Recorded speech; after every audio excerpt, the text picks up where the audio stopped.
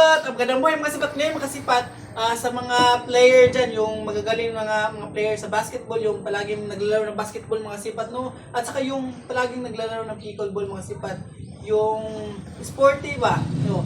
You know what, mga sipat, meron na tayong Dio Plus, mga sipat. Dio Plus powder, mga sipat na ilalagay natin sa mga medyas natin, mga kasipat, para hindi bumaho yung paa natin, mga sipat. Yung paa na madaling pawisan, ngayon mga sipat.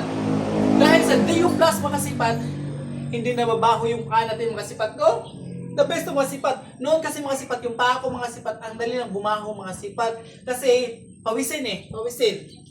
Pero ngayon mga sipat, maraming salamat sa Dio Plus Natural, mga kasipat, natural deodorant powder, mga sipat. Kasi dahil ito, mga sipat, mabango na yung iil ko. Ayaw, di ma.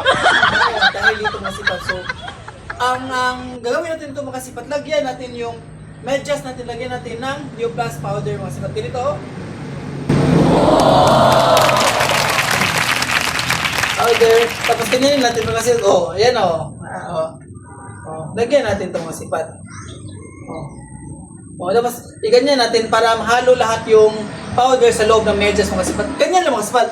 Pag gusto mong, kung gusto mong maglaro ng basketball, ng pickleball, mga sipat. Kasi ngayon, maglaro ko ng pickleball at saka mamaya maglaro ko ng basketball. So, hindi na mabaho yung paa ko, mga sipat. Ito na.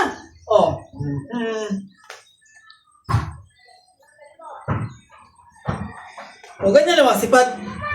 Kung sporty ka, mga sipat, kailangan mo talaga tong Dio Plus deodorant powder, mga sipat. Natural ito, mga sipat. The best ito, mga sipat.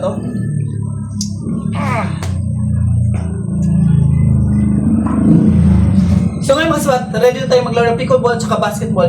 Let's go! Hindi na mabaho yung paa natin. Maraming salamat sa Dio Plus. Wow!